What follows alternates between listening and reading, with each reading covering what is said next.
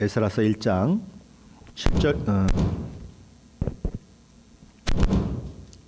7절부터 2장 2절까지 말씀인데 우리 한 목소리로 같이 봉독합니다.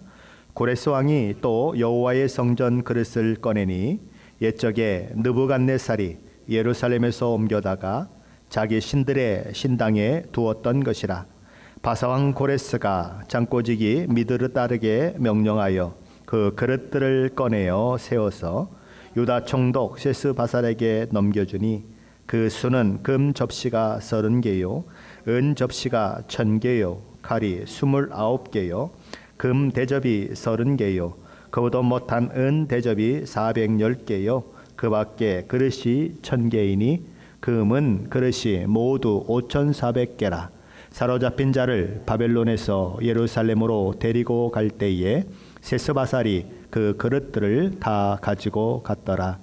옛적에 바벨론 왕 느부갓네살에게 사로잡혀 바벨론으로 갔던 자들의 자손들 중에서 노임을 받고 예루살렘과 유다 도로 돌아와 각기 각자의 성읍으로 돌아간 자, 곧 수룹바벨과 예수아의 느헤미야와 스라야와 르엘라야와 모르드게와 빌산과 미스발과 미그웨와 르홈과 바나 등과 함께 나온 이스라엘의 명수가 이러하니. 아멘. 나라를 잃어버리고 온 세계로 뿔뿔이 흩어져 살게 된 이스라엘 민족에게 있어서 그들이 떠나온 조국으로 귀환하는 그 일은 전적인 하나님의 은혜로 되어진 일인 것입니다.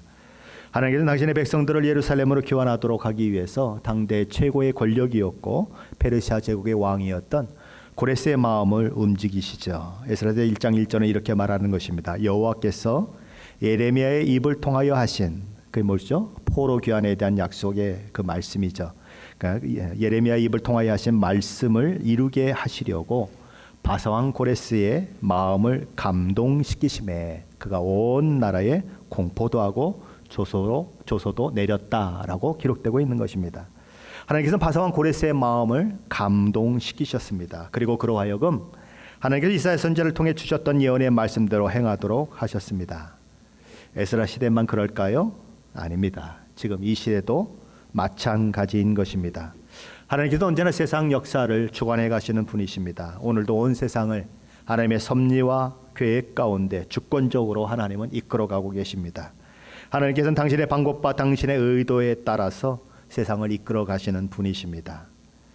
지금 중국이 굉장히 커지고 있습니다. 이제 좀 있으면 미국과 맞짱 뜨자고 할 만큼 중국이 커지고 있습니다. 그럼 중국은 누구 손에 있을까요? 하나님 손 안에 있다는 것입니다. 러시아가 우크라이나를 그렇게 집어삼키려고 하는 그런 상황이 벌어지고 있습니다. 러시아도 하나님 손 안에 있습니다. 미국도 유럽 연합도 하나님의 손 안에 있습니다. 우리의 초미의 관심사가 되고 있는 코비드 19도 하나님 손 안에 있습니다. 세상이 점점 반기독교적이 되어가고 믿는 것이 점점 어려워지는 세상이 만들어지고 있고 교회를 핍박하는 세력들이 점점 커지고 있습니다. 성경의 예언대로 믿는 것 때문에 핍박을 당할 그 세상이 점점 다가오고 있습니다. 그럼에도 불구하고 그 모든 것들을 종합해서 마치 퍼즐이 맞춰지듯이 세상의 모든 역사와 사건과 정황을 이끌어 가시는 분은 하나님이시라는 것입니다. 보이지 않는 곳에서 하나님이 여전히 일하고 계시고 하나님의 나라는 확장되고 있고 종국적인 하나님의 나라의 완성을 위해서 온 세상의 역사가 달려가고 있다는 것입니다. 그것은 세상 역사만이 아니라 우리 개인에게도 마찬가지인 거죠. 하나님께서 우리의 고통을 알고 계실까요? 당연히 알고 계십니다. 우리의 억울함을 알고 계실까요? 예, 우리의 억울함도 알고 계십니다. 또한 우리가 어떤 믿음의 자세로 살고 있는지도 알고 계시고 우리가 은밀하게 짓는 죄도 알고 계십니다. 우리가 얼마나 교만한지도 알고 계시고 우리의 깊은 마음의 속 생각도 하나님은 알고 계십니다. 하나님 앞에는 그 어떤 것에도 숨길 것이 없고 하나님께서 제한받을 어떤 것도 방해받을 만한 어떤 것도 세상에는 존재하지 않습니다. 그러므로 우리가 언제나 바라보아야 하는 분은 하나님이시지요.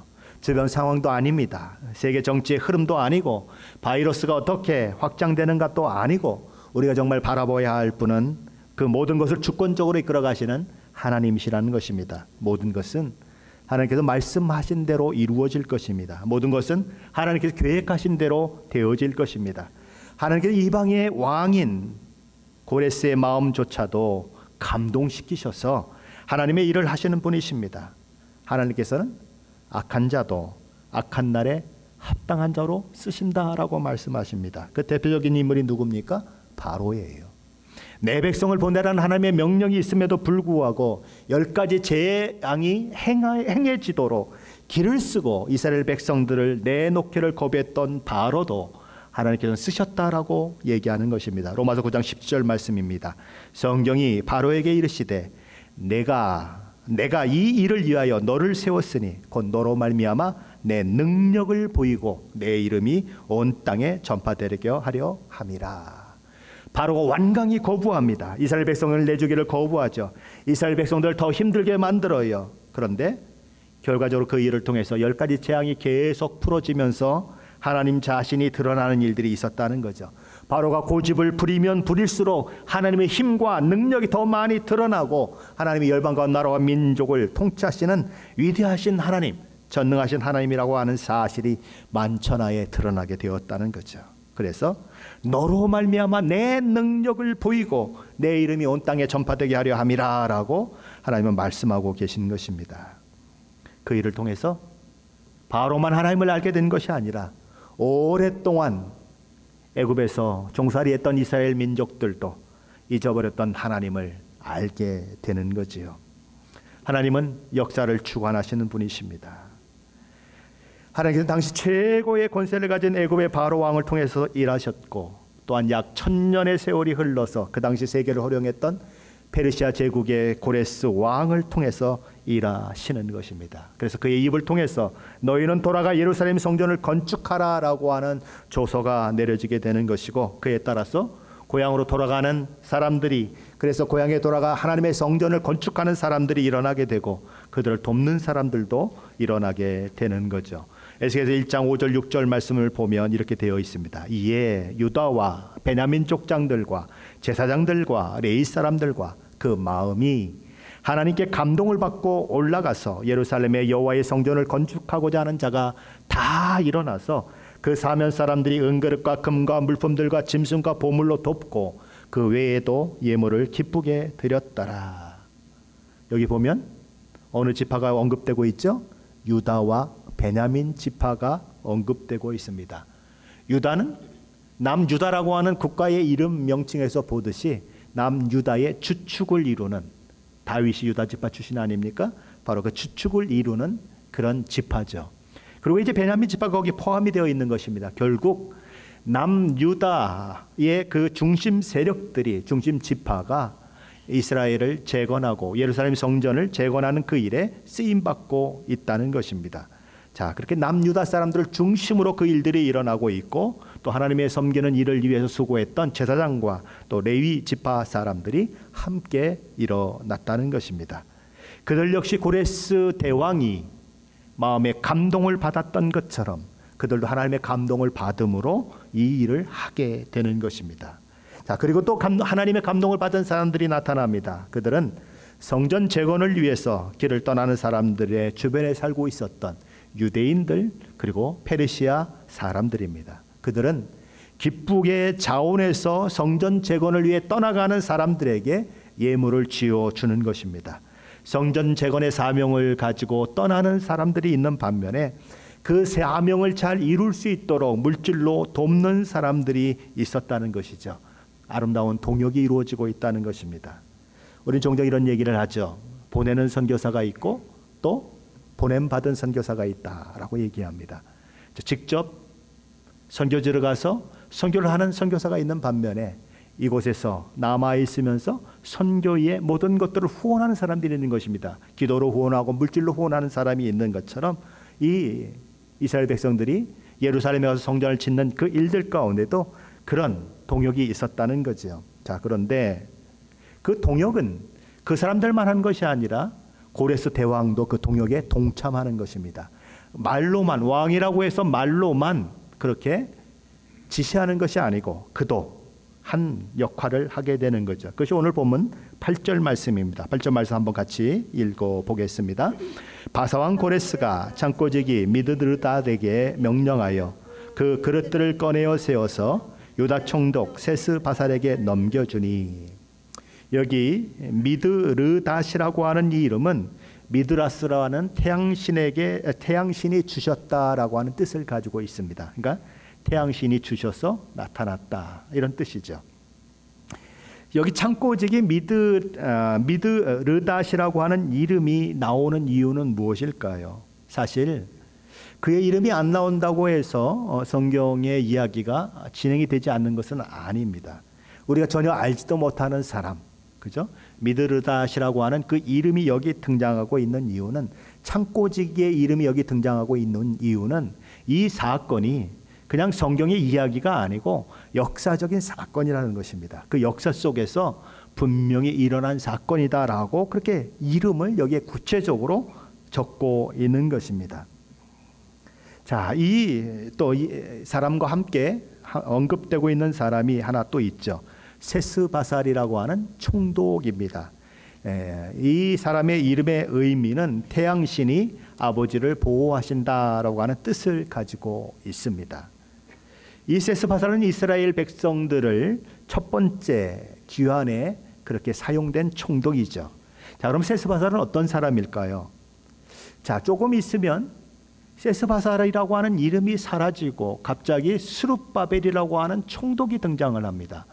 그리고 세스바살보다는 스룹바벨이 이 모든 성전 건축의 주축적인 역할을 하게 돼요. 그래서 세스바살은 누구고 또 스룹바벨은 누군가 하는 것 때문에 많은 견해들이 나오게 되는 것입니다. 네 가지 견해가 대충 우리가 생각할 수 있는데, 첫째 견해는 이 세스바살이 스룹바벨과 동일한 인물이다라고 하는 견해입니다. 제가 중고등학교 때 목사님을 통해서 들었던 견해는 바로 이 견해예요. 세스바살과 스룹바벨이 같은 사람이다. 유대인 역사학자로서 1세기를 살았던 요세푸스라고 하는 분이 있습니다. 요세푸스의 고대사, 고대 전쟁사 이런 것들이 있는데, 거기 보면 이 세스바살을 요세푸스는 스룹바벨과 같은 사람으로 보았습니다. 자, 세스바살도 유대 총독인데 조금만 지나면 갑자기 스룹바벨의 이름이 나오는 것입니다. 그리고 그가 유대 총독이다. 그럼 어떻게 유대 총독이 한 나라에 둘이 있을 수가 있느냐? 있을 수가 없지 않느냐? 그러니까 이 두 사람의 이름은 같은 이름이다라고 얘기하는 것입니다. 자, 그리고 에스라서 2장 2절에 보면 그 귀향한 사람들의 이름이 나오는데 스룹바벨과 예수아와 느헤미야와 이렇게 적고 있어요. 세스바살이 유다 총독으로 그렇게 예루살렘에 왔다면 여기 귀향한 사람들의 이름 중에 세스바살이 들어가야 되는데 세스바살의 이름은 들어가지 않고 스룹바벨이 들어간 걸로 봐서 세스바살과 스룹바벨은 동일인이다. 그러니까 다른 이름을 썼을 뿐이다. 이렇게 얘기하는 것입니다.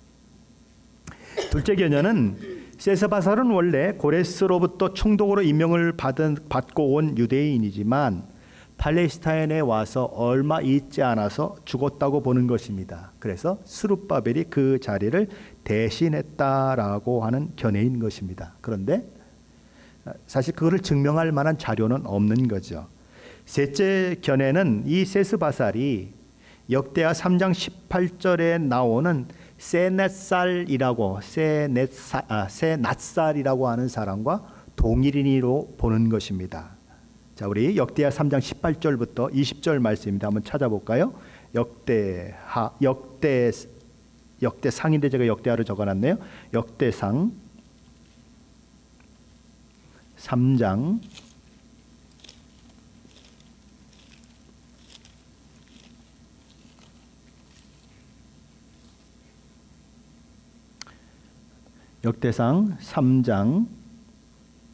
18절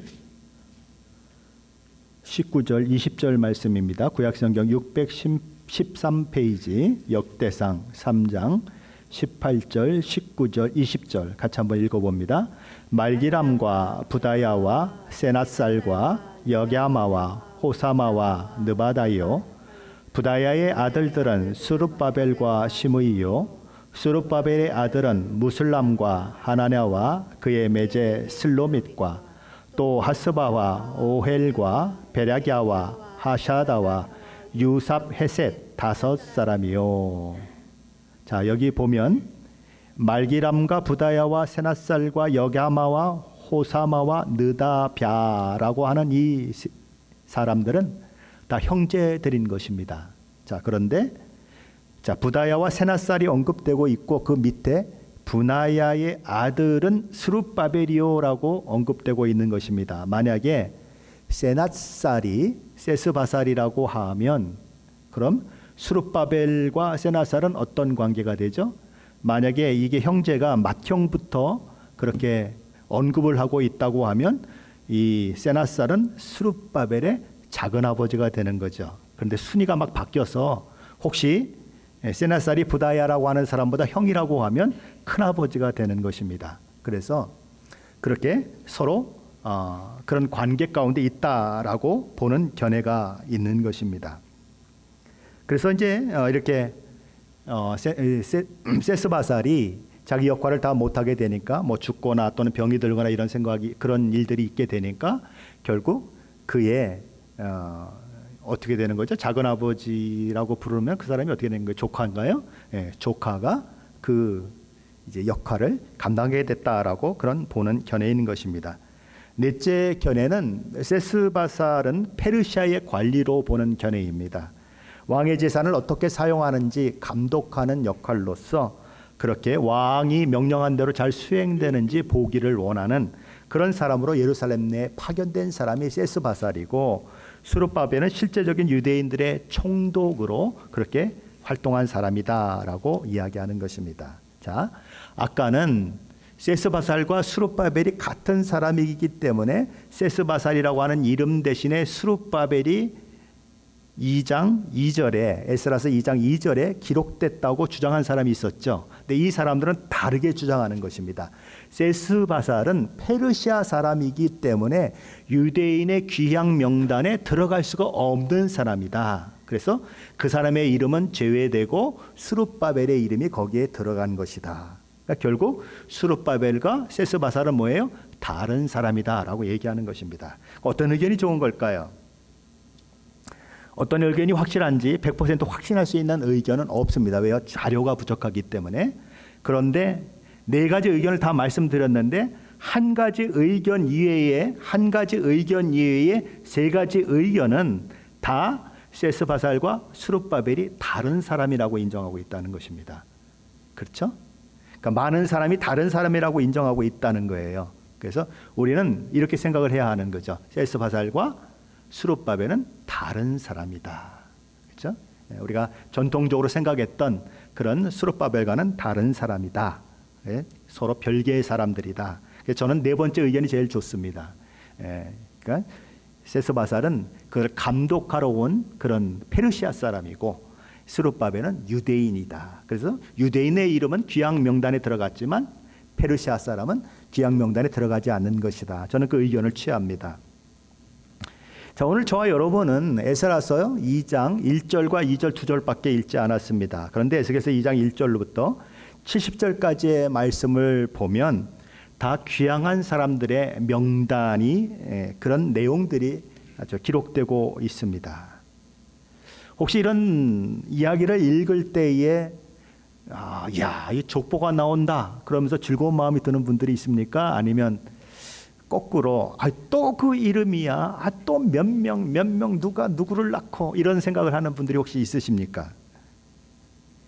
족보에 대한 이야기를 좀 빼면 성경책이 좀 얇고질 것 같은데 종종 족보가 많이 나오죠. 어떤 분은 구약 성경은 너무 두꺼우니까 그래도 좀 얇은 신약 성경을 읽어야지라고 생각을 했는데, 딱 신약 성경 마태복음을 딱 피니까 아브라함과 다윗의 자손 예수 그리스도의 계보라 그러더니 누가 누구를 낳고 그래가지고 다시 덮어버려요. 아이고, 이거 성경 어려워서 못 보겠다. 그런 분들이 있어요. 혹시 역대상하를 읽어보셨습니까? 족보가 나오다가 조금 얘기가 되는 것 같더니 또 얘기가 나오고 뭐 다윗의 신하가 어떻고 뭐가 어떻고 나와요. 그죠? 그래서 내용은 열왕기상하고 비슷한데 족보는 수도 없이 나오고, 그러니까 어떤 분들은 역대상하를 아예 건너뛰려고 하는 분들이 있어요. 그래서 안 읽으려고 하는 분들이 있는 것입니다. 우리에게는 예수님의 족보는 그래도 좀 중요하다는 생각을 하지만 사실 이 에스라서 2장에 나오는 이 사람들의 이름 누가 돌아오고 사실 우리하고는 상관이 없는 이야기처럼 그렇게 생각이 되는 것입니다. 에이 이거 빼버리지 여기다 왜 집어넣었어? 라고 생각할 수 있는 거죠. 그런데 그렇게 생각해서는 안 된다는 것입니다. 왜냐하면 여기 예루살렘으로 돌아온 사람들은 히브리서 11장에 나오는 믿음의 명예 전당에 이름을 올린 사람들만큼은 아니더라고 하더라도 놀라운 믿음을 발휘했던, 놀라운 믿음으로 반응했던 그런 사람들이기 때문에 그렇습니다. 하나님을 예배하고 섬기는 그 일을 위해서, 그리고 그것을 위해서 지어져야 할 성전을 건축하기 위해서 이들은 이미 많은 자리를 잡고 있고 어느 정도 살만한 형편이 되어 있는 페르시아의 그 삶을 포기하고 지금 어디로 가고 있어요? 예루살렘으로 가고 있기 때문에 그렇습니다. 그들은 기존에 가지고 있는 모든 기득권들을 포기하고 순례자의 길을 떠나는 거예요. 오직 하나예요. 왜요? 하나님께서 언약하신 땅에 하나님을 예배하는 그 일들이 회복되게 하기 위해서 그들은 하나님의 말씀을 따라 순종한 사람들인 것입니다. 다시 말하면 그들의 이름은 기릴 만한 가치가 있는 사람들의 이름이라는 거예요. 미국 대학에 가면 모퉁이 돌에 종종 그 건물을 지은 사람들의 이름이 기록되고 있습니다. 그거 왜 기록됐냐고 생각하십니까? 아니죠. 기릴 만하기 때문에 거기 주춧돌이나 머릿돌에 누구누구가 기증했다라고 하는 것들을 쓰는 것입니다. 제가 어느 대학인지 기억이 안 나는데 우리 아이들을 데리고 그렇게 이제 대학을 투어할 때에 갔더니 그 복도처럼 되어 있는 그 벽에, 천정에, 그리고 왼쪽 벽 오른쪽 벽에 수많은 사람들의 이름이 적혀 있어요. 근데 그 이름이 뭐냐면 2차 세계대전에 참가했다가 죽은 대학생들인 것입니다. 그래서 그들의 이름이 거기 빽빽하게 기록이 되어 있는 것입니다. 우리는 그런 감동이 없죠. 그들의 이름이 거기 기록되고 있다고 하는 것이 굉장히 감동이 없지만 사실 그들의 그 희생이 없었다면 미국이라고 하는 나라가 이렇게 든든히 세워질 수 없는 거죠. 그들의 희생 때문에 자유 진영이 이기게 되고 이 공산주의화되는 이런 것들을 막을 수 있는, 제국화되는 이런 일들을 막을 수 있는 그 일들이 있었던 거죠. 그래서 그게 굉장히 중요한 것입니다. 그 학교로서는 그게 굉장히 중요하기 때문에 돌에다가 그 이름을 하나하나를 다 적은 거예요. 2차 대전에 참석한 대학생들, 자기 학생들, 그들이 죽은 그 이름을 거기다 쓰고 있는 것입니다. 옛날에 제가 다닐 때에는 이 대학교 게시판에 입학시험을 본 사람들 누가 합격했는지 이름을 썼습니다. 이름이 별로 크지 않아요. 깨알같이 이렇게 딱 써 있는데 거기에 혹시 가보신 적이 있으십니까? 부모님 손을 잡고 내가 대학에 합격했나 안 합격했나 거기 가서 딱 눈을 뜨고 볼 때 그런 시절이 혹시 있으십니까? 자, 거기 갔다고 한번 생각해 보십시오. 그러면 아유 저기다 왜 저렇게 쓸데없는 이름들을 많이 놨어라고 불평할 사람이 있을까요?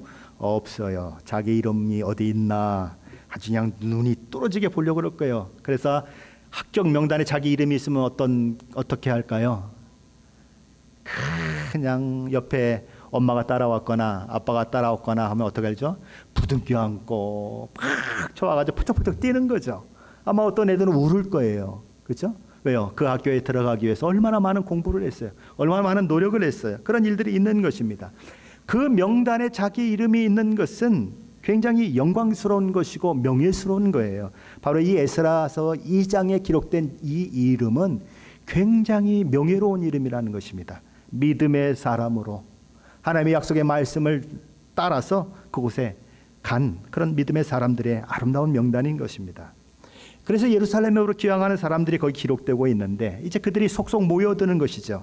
그래서 이제 각 지역으로부터 계속해서 모여드는 것입니다. 그래서 이런 얘기를 하는 거죠. 자, 모두들 모였습니까? 이제 다들 각 가정의 인원수와 이삿짐을 최종 점검하시기 바랍니다. 모든 점검이 끝난 대로 즉시 우리는 본토 예루살렘을 향해 출발할 것입니다. 앞으로 길고 먼 여행을 하게 될 텐데 모두들 마음의 준비를 단단히 하시기 바랍니다 라고 이제 어나운스를 하고는 이들은 길을 떠나게 되는 거죠. 페르시아로부터 유대 땅 예루살렘까지 가려면 1500km 이상을 가야 하는 것입니다. 여러분 하루에 몇 킬로미터 걸을 수 있습니까? 아이들이 있다면 아이들 손을 잡고 하루에 몇 킬로미터를 걸을 수 있습니까? 매일 걷는다면 하루만 걷고 그냥 푹 쉬는 게 아니고 만일 15km를 하루에 걸어간다고 하면 며칠 걸어가야 됩니까? 1500이면 100일 동안 걸어가야 합니다. 100일 동안 끊임없이 15km를 걸어가야 하는 거예요. 에스라에서 7장에 보면 마침내 이제 에스라가 귀향을 하는 그 장면이 기록되고 있는데 다른 사람들과 함께 귀향을 하는데 에스라서 7장 9절에 그들이 며칠 걸려서 예루살렘에 왔는지가 기록되고 있어요. 우리 에스라서 7장을 한번 가보십시다. 에스라서 7장 9절입니다.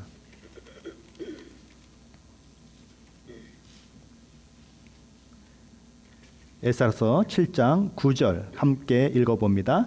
첫째 달 초하루에 바벨론에서 길을 떠났고 하나님의 선한 손에 도우심을 입어 다섯째 달 초하루에 예루살렘에 이르니라.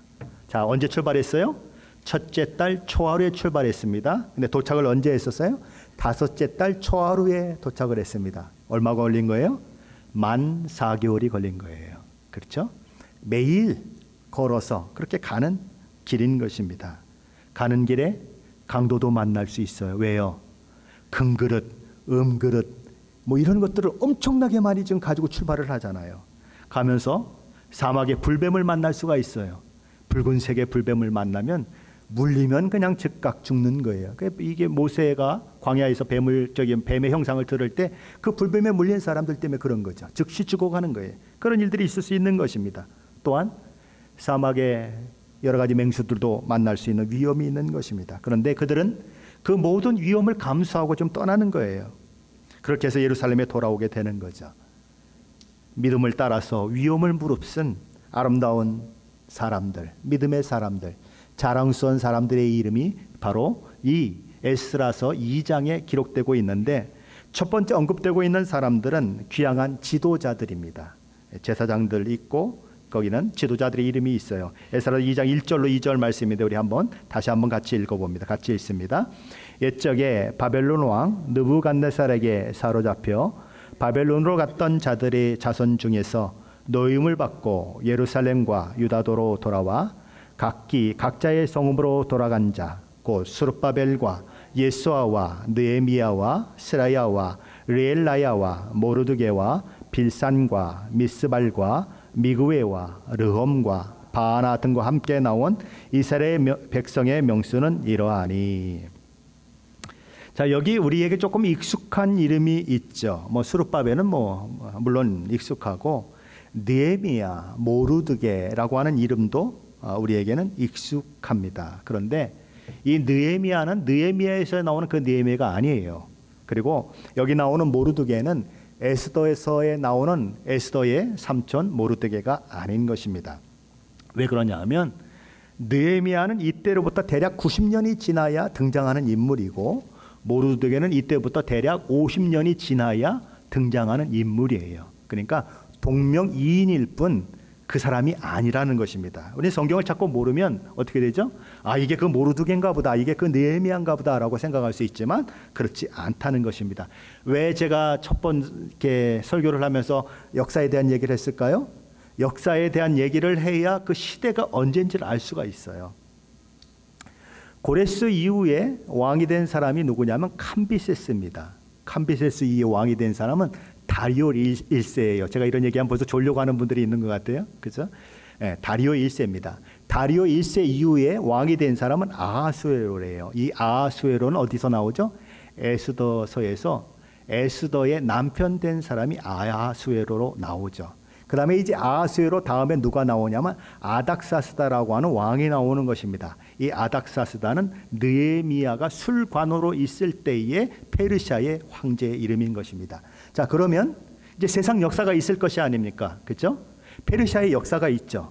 그럼 페르시아 역사에 있으면 그 왕이 몇 년도서부터 몇 년도까지 다스렸고 몇 년도부터 몇 년까지 다스렸고를 딱 추적해 들어가면 이 성경에 있는 이야기와 그들의 그 연대가 같이 맞아떨어지면 아하, 이 사람이 언제 사람이고 이 사람이 언제 활동한 사람이구나라고 하는 것이 즉각 들어오는 거예요. 그래서 그냥 성경을 무턱대고 믿는 것도 굉장히 아름다운 것이지만 이런 역사적인 배경을 알고 읽으면 이 성경을 바르게 해석하는 데 더 도움이 되는 거죠. 자, 그런데 여기 이제 11명의 지도자들이 나오는 것입니다. 근데 이들이 2장 1절 하반절에 보면 어디에 도착했다고 그렇게 이야기하고 있습니까? 예루살렘과 유다도로 돌아갔다라고 기록하고 있습니다. 엄밀하게 말하면 과거의 남유다를 생각한다면 이들은 어디로 돌아가야 맞습니까? 남유다라고 하는 국가, 나라로 돌아가야 맞습니다. 그런데 여기는 뭐라고 기록되고 있죠? 유다도로 돌아갔다라고 얘기하는 것입니다. 왜 유다도죠? 남유다는 이미 망하고, 그렇죠? 바벨론 소유가 되었었죠. 근데 바벨론에서 제국이 바뀌어서 페르시아가 바벨론을 이제 다 점령해 버리니까 이제 페르시아의 소유가 된 것입니다. 남유다가. 그러니까 페르시아의 그 행정구역으로 이렇게 들어오게 되는 거죠. 우리 편입됐다 그러죠. 그러니까 한 나라가 이제 도가 돼버린 거죠. 이해되십니까? 쉽게 말하면 유다도, 그렇죠? 이집트를 만약에 다 먹었다 그러면 이집트도 이렇게 돼버리는 것입니다. 그러니까 어떤 행정구역의 정도밖에 안 되는 그런 일들이 있는 것입니다. 자, 그러면 이 말씀을 읽고 있는 남유다 사람들, 나라를 잃어버린 사람들에게는 유다도라고 하는 말이 어떻게 들릴까요? 아픔으로 들리겠죠? 왜요? 나라가 아니라 일개 페르시아의 소유된 행정구역으로서의 도, 그렇게 취급되고 있는 거예요. 굉장히 슬픈 이야기인 것입니다. 자, 그래서 그런 일들이 있었고요. 두 번째로 언급되는 이제 이 가문별로 몇 명의 사람들이 왔느냐 하는 것들이 언급되고 있는데 어느 자손이 몇 명이요, 어느 자손이 몇 명이요 하는 것이 3절로부터 20절까지 계속됩니다. 그리고 세 번째로 언급되는 것은 지역별로 살게 된 사람들의 숫자가 얼마인가라고 하는 것이 나와요. 21절부터 35절까지 나오는데 21절에 보면 베들레헴 사람, 느도바 사람, 아나돗 사람, 뭐 뒤에 가면 여리고 자손 뭐 이렇게 나옵니다. 근데 여리고나 여기 베들레헴이나 느도바나 아나돗 이런 것은 지명이지 사람 이름이 아니에요. 그러니까 어느 지역에 사는 사람 이렇게 지금 얘기하고 있는 것입니다. 네 번째로 언급되고 있는 것은 성전 사역자들에 대한 그런 명단이에요. 먼저 제사장이 언급되고 있죠. 36절로부터 39절에 보면 여다야 자손, 임멜 자손, 바스올 자손, 하림 자손 이 네 자손이 언급되고 있는데 총 숫자를 집에 가서 한번 이렇게 계산기를 두들겨 보시면 총 숫자가 4,340명입니다. 몇 명이요? 4,340명. 자, 그런데 에스라서 2장 64절에 보면 총 돌아온 숫자가 나와요. 에스라서 우리 2장 64절입니다. 우리 한번 보실까요? 2장 64절. 같이 한번 읽어봅니다. 온 회중의 합계는 42,360명이요. 자, 42,360명인데 제사장의 숫자가 얼마냐면 4,340명입니다. 자, 그러면 4,340명과 42,360명을 비교한다고 하면 제사장이 돌아온 모든 회 중에 몇 퍼센트가 되냐면 10.25%가 되는 것입니다. 그러니까 하나님을 섬기는 데 쓰임받은 제사장들이 약 10%라는 거예요. 아주 하나님이 완전히 맞춰 놓으신 것처럼 그렇게 이스라엘 백성들을 인도하고 있다는 거죠. 왜냐하면 제사장들은 자기 소유가 없습니다. 그렇죠? 제사장들은 이 회중들이 11조를 하거나 하는 것들을 가지고 자기 삶을 영위하는 사람들이에요. 근데 딱 10%예요. 그럼 어떻게 되죠? 10가정이 11조를 내면 한 가정이 자기하고 똑같은 수준의 삶을 살 수 있게 되는 거죠. 10분의 1이니까 제사장들이 충분히 하나님을 섬기는 일에 전념하면서도 살 수 있도록 그렇게 그런 일들을 하게 만든 것입니다. 자, 그 다음에 이제 제사장 말고 이 레위 사람들에 대한 언급이 나오는데, 레위 사람들은 모두 몇 명이 들어왔을까요? 40절부터 42절 말씀인데 한번 같이 읽어보겠습니다. 40절부터 42절까지 말씀입니다. 같이 읽습니다. 레위 사람은 호다위야 자손 곧 예수아와 간미엘 자손이 74명이요 노래하는 자들은 아삽 자손이 128명이요 문지기의 자손들은 살룸과 아델과 달문과 악굽과 하디다와 소베 자손이 모두 139명이었더라. 혹시 계산이 빠르신 분들 있으십니까? 레위인이 모두 몇 명입니까? 341명입니다. 여러분의 생각에 레위인이 숫자가 더 많습니까? 아니면 제사장이 숫자가 더 많습니까? 제사장이 숫자가 많다. 손 들어보세요. 아니면 레위인의 숫자가 많다. 한번 손 들어보세요. 아무도 손 안 드시네? 그렇죠? 제사장은 레위 지파 중에서 아론에 속한, 아론 지파에 속한, 그러니까 아론 족속에 속한 사람들만 제사장이 되는 것입니다. 그러니까 아론의 형제들이 많이 있어요. 그 형제들 통해서 낳은 또 많은 사람들이 있는 것입니다. 자, 그러면 누가 더 많아야 됩니까? 제사장보다는 레위인이 훨씬 많아야 하는 거예요. 자, 그런데 제사장은 무려 4,340명이나 되는데 레위인은 341명밖에 안 됐다는 거예요. 그러니까 오히려 거꾸로 돼도 부족할 정도인데 레위인이 훨씬 적었다는 것입니다. 왜 이런 일들이 일어났을까요? 에스라 7장에 가보면 에스라가 귀향을 하기 위해서 사람들을 모으는 장면이 나와요. 자, 우리 함께 이스라엘로 돌아갈 사람들은 모여라 라고 해서 많은 사람들이 모였는데 레위 사람들이 한 명도 모이지 않았어요. 그래서 에스라가 각 족장들에게 명령을 내려서 너희들 이곳저곳 돌아다니면서 레위인 좀 데리고 와라 그랬어요. 그래서 레위인들을 데리고 오는데 몇 명을 찾아서 데리고 오냐면 38명을 찾아서 데리고 왔습니다. 그것도 하나님의 은혜로 찾았다고 에스라는 너무너무 감격하는 거예요. 그리고 그들과 함께 귀향하게 되는 것이죠. 왜 이런 일들이 일어났을까요? 아까도 말씀드렸지만 제사장이나 레위인은 자기의 지분이 없어요. 쉽게 말하면 귀향민들이 11조를 하거나 첫 열매를 드리거나 아니면 제사를 드리는 그걸로 먹고 살아야 하는 거예요. 그런데 지금 어떻죠? 예루살렘은 다 회파되어 있고 초토화되어 있습니다. 가서 어떤 일을 만날는지 몰라요. 가서 정말 이들이 잘 정착할는지 미래가 보이지 않아요. 자, 그런데 그들이 가서 잘 정착하고 벌이도 잘 해야 뭐 11조들 하든 뭐 헌금을 하든 할 텐데 그런 일들이 잘 이루어지지 않는다고 하면 어떻게 되죠? 살 방법이 없는 거예요. 자, 그런데 제사장들은 가장 선두에서 하나님을 섬기는 사람들이기 때문에 그럼에도 불구하고 우리는 가야 된다라고 나섰는데 레위인들은 제사장들을 돕는 사람들 아닙니까? 문지기로서 또는 재물을 잡는 그런 일들, 여러 가지 일들을 돕는 사람들인데 거기까지 믿음이 가지 않는 거예요. 그래서 레위인들은 따라 나서지를 못하는 거죠. 그래서 제사장들보다 훨씬 많은 인원이 가야 하지만 레위인들은 아주 적은 사람들이 가게 되는 것입니다. 자, 그리고 이제 이 에스라서 2장에서 다섯 번째로 언급되고 있는 사람은 느디님 자손들입니다. 이 느디님이라고 하는 뜻은 주어진 자들, 바쳐진 자들이라고 하는 뜻이에요. 이들은 성전을 섬기는 종들입니다.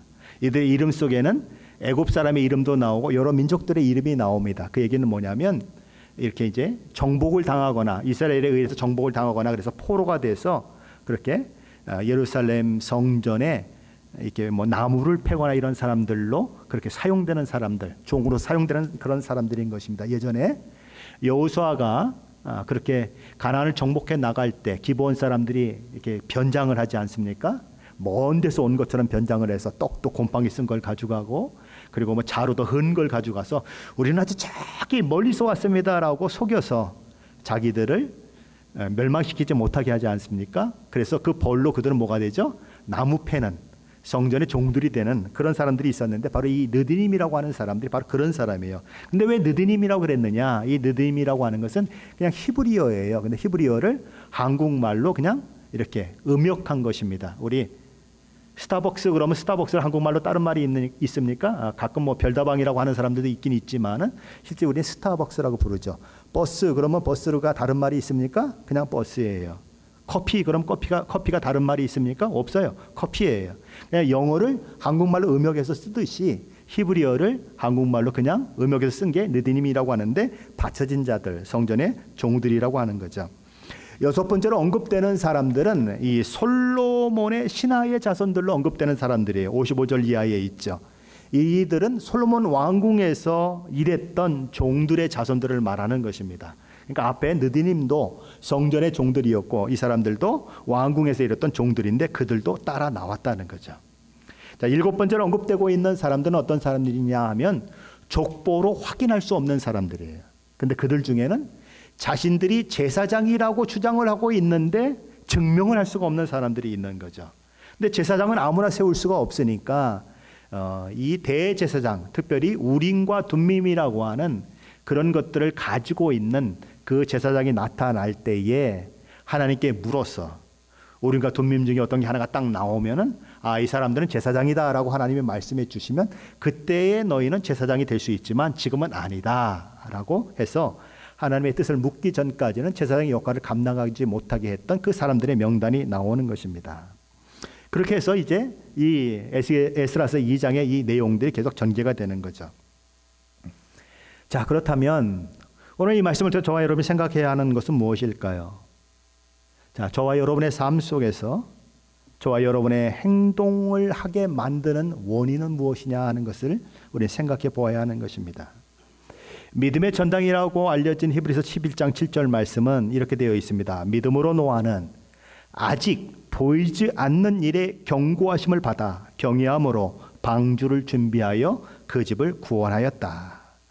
히브리서 12장 8절에는 믿음으로 아브라함은 부르심을 받을 때에 순종하여 장래 유업을 받을 땅에 나아갈새 갈 바를 알지 못하고 나아갔으며 라고 말합니다. 자, 그 믿음은 무엇에 대한 믿음입니까? 하나님의 말씀에 대한 믿음, 하나님의 약속의 말씀을 믿고 바라보는 믿음인 것입니다. 하나님께서 하나님의 약속의 말씀을 이루실 것인데 하나님께서 고레스를 감동시키셔서 너희는 다 일어나 고향 땅으로 돌아가라. 그리고 가서 예루살렘에 성전을 건축하라라고 하는 명령을 내리게 하신 것처럼 그렇게 모든 약속들을 예레미야에게 70년이 지나면 그 일들이 일어날 것이라고 말씀하신 것처럼 다 이루실 것인데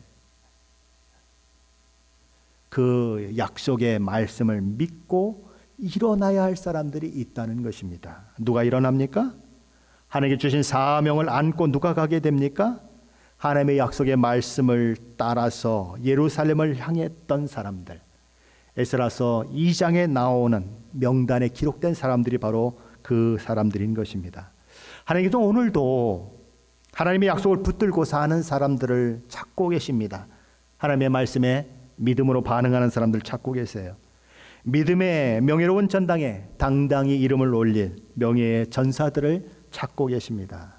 이사야 6장에 보면 하나님이 이런 말씀을 하시죠. 내가 누구를 보내며 누가 우리를 위하여 갈꼬. 그랬더니 이사야가 이렇게 대답합니다. 내가 여기 있사오니 나를 보내소서라고 이사야 선지자는 반응하는 것입니다. 저와 여러분에게도 그런 믿음의 반응이 있는가 살펴보아야 하는 것입니다. 이스라엘 백성들 이미 바벨론으로 끌려간 지 수십 년이 지났습니다. 여러분은 미국에 오신 지 얼마나 되셨습니까? 30년이 되셨습니까? 40년이 되셨습니까? 50년이 되셨습니까? 아마 50년쯤 넘어가면 살만해요. 안정돼요. 요새야 뭐 한국이 많이 유명해졌습니다. 한국의 K-팝이 미국에서도 유행을 겪고 한국의 위상이 굉장히 높아졌어요. 그래서 뭐 한국으로 돌아가는 사람들이 있습니다. 그런데 한국이 나라가 없어졌다면 모든 게 폐허가 되어서 가면 집도 없고 살 방법도 없다면 여러분들 하나님의 말씀이 한국으로 돌아가라 그러면 돌아가시겠습니까? 돌아가시겠어요? 쉽지 않은 거예요. 왜요? 여기서 이미 다 자리를 잡고 있기 때문에 쉽지 않은 거예요. 그런데 이 사람들은 하나님이 말씀하셨기 때문에 불확실하고 미래가 보이지 않는데도 불구하고 그 약속의 말씀을 믿고 따라갔다는 거예요. 하나님이 오늘 찾고 계신 사람들은 누군가? 바로 이 믿음의 사람들이, 하나님의 말씀에 기초한 사람들을 찾고 있다는 거예요. 하나님의 말씀이기 때문에 순종하는 사람들을 찾고 있다는 거예요. 바로 그 믿음의 사람들이 어디에 올라가는가? 에스라서 2장에 올라가는 것이고 히브리서 11장에 명예의 전당에, 믿음의 명예의 전당에 이름을 올리는 거예요. 믿음으로 반응하는 사람들, 믿음으로 하나님이 주신 말씀을 따라 행하는 사람들, 눈에 보이는 대로 행하는 것이 아니고 내 경험대로 판단하는 것이 아니고 하나님의 말씀을 따라 행하는 사람을 하나님은 찾고 계시고 그 사람들을 통해서 하나님은 놀라운 일을 행하시고 그 일을 통해서 오고 오는 세대에 우리에게 믿음의 사람이 있었다, 누구누구가 있었다라고 이야기하게 되는 것이죠. 저와 여러분이 바로 그런 믿음의 사람으로 세워지게 되시기를 예수 그리스도 이름을 간절히 축원합니다.